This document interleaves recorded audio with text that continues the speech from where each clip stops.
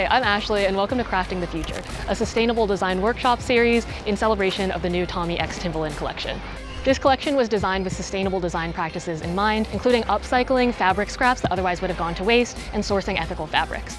So in this series, we're going to be doing two different workshops, one focused on upcycling and one focused on natural dyes. We're going to be making our own DIY clothes with techniques that you guys can use at home as well. First up, we're going to be doing some upcycling with designer Nicole McLaughlin. I'm excited to see what we make today, so let's go on in and meet her. Hi, my name is Nicole McLaughlin and I am a designer who upcycles, so I take existing and vintage pieces and rework them into new pieces. Hey Ashley! Hey Nicole, how's it going? Good, how are you? Good, thank you so much for having me over. Today's workshop is going to be super fun and we're going to give you all the steps so you can repeat it at home. So today, I figured we'd turn these vintage Tommy Hilfiger pieces into a really cute pair of shorts. This is my personal process. I encourage you to have a lot of fun with it, and if you want to try something out, don't be scared. All right, sounds like a plan. Let's get started then. Sounds good. So the tools that you'll need to do this are pins and clips, scissors, Tailor's chalk, a lighter, measuring tapes, a bungee, weights, and a hammer, an Xacto knife or a seam ripper, thread, grommets, but most importantly, you need a thrifted or vintage jacket. So I thrifted these pieces and I just thought they were so cool. There's so much on it to work with. So a ton of branding, some nice pocket details, some contrast stitching here, which I think we could kind of play up. I feel like we gotta save the logo from the front at least. For sure.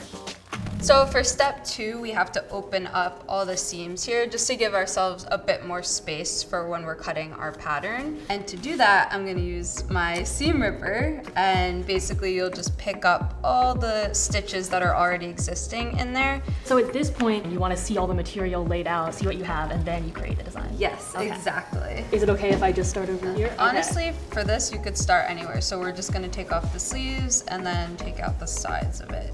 So how did you get started designing? So I was actually working in the fashion industry. It was really during that time, seeing the wasteful side of the industry, I wanted to try to find interesting ways of taking used things and secondhand things and try to give it another purpose. It was just amazing to see the transformation of the pieces I was using. I think that's just what inspired me, and I definitely feel lucky that I get to do this as my job. It's crazy how much like the sleeve expands. I know, it seems so small, but then once you open it up, like there's seriously a huge canvas here. At last, our jacket is all dissected, so what are we doing next? And so now is more of like the fun part of patchworking and just trying to figure out like the overall composition of what the shorts are gonna look like. Where do you source all of the materials that you use in your clothing? So I love going to thrift stores. And then also a lot of the times my friends will like give me their old stuff if they don't want it anymore. Oh, that's the coolest because it like already has life in it. Yes. You know, it has a story already, and it's not taking away that story, it's only like adding and giving it more longevity. And I think we should try to keep in the spirit of Tommy Hilfiger. So I think by keeping in the logos and really just focusing on the red, white, and blue, it'll definitely feel like a Tommy Hilfiger piece, even though it's reworked.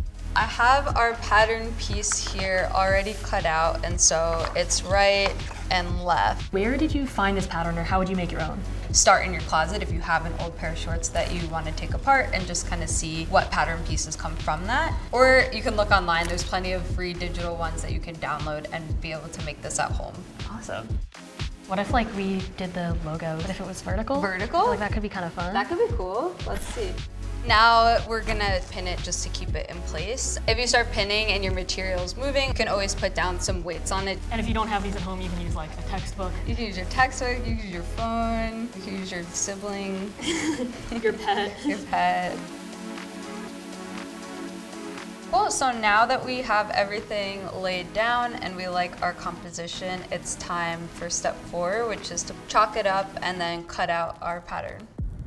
You'll basically just go around the edge. The chalk is good because you'll do it and then you can erase it afterwards. We will just follow those lines and cut it out.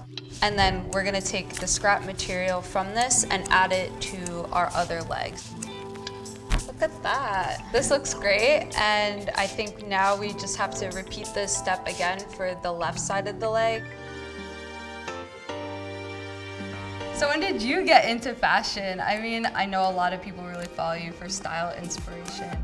Well, I really got into fashion in high school, and I wore like the weirdest stuff to school. Well, it wasn't that weird, but like it's weird for public high school in Maryland, right? Because like anything is weird for public high school in Maryland. I mean, people wear like sweatpants and stuff to high school, and so like if someone dresses up, they're like, where are you going? And yeah, I got into thrifting in college, and now I find a lot of inspiration from vintage fashion like you. That's awesome. And how has your thrifting experience in New York been? Honestly, thrifting in New York is hard because every single person in New York is into vintage. Yeah, exactly.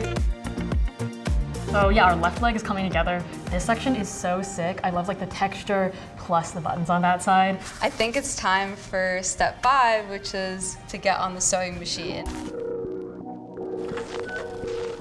Okay, the technique that you're doing right here, we're not folding the garment inside out and then stitching on the inside. We're doing some visible stitches, right? I'm doing some top stitching, exactly. So you've got a bit of a behemoth of a sewing machine, but it's totally also okay to do this on like a regular home sewing machine, right? Yes, for sure. It can be kind of finicky, and you know, sometimes it starts making sounds that you're like, I don't know what that means. Once you get over that like initial fear, it's not too bad. Ashley, do you want to try to do some sewing? Yes, I will try my best. Yeah, jump on here. I feel like sewing in platform boots is like driving in platform boots, you know? Still better than flip-flops though. She's a pro.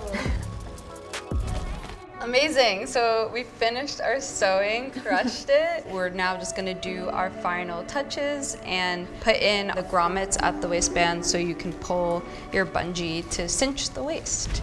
So I'll just mark out just a little spot here and a little spot here, and that's where we know that we're gonna put our grommets. So a grommet is this little metal thing, and this is basically to make sure our fabric doesn't fray around the hole, right? Exactly, and it just gives it a nice cleaner finish. And there's this little, almost like a bed for it, and that basically will lock it into place. This is a good like anger management strategy. Oh yeah. And we can just finish up our waistband, which would be to just fold it over and stitch. Amazing. So the last step is to just feed our bungee through this. Basically, you'll stick it in through one of the grommets and feed it all the way around, pull it out the other end. And you can always just burn off some of the edges here, just to make sure it won't fray. Everyone loves this. Every time I burn stuff, when like they film it, they're like, let's get a shot of the fire. All right, and then we're gonna put in our cord lock. Nice. Cinch it up, and then you can tie it either together, or I'll just put little individual knots on the ends. There she is. We have shorts that we made.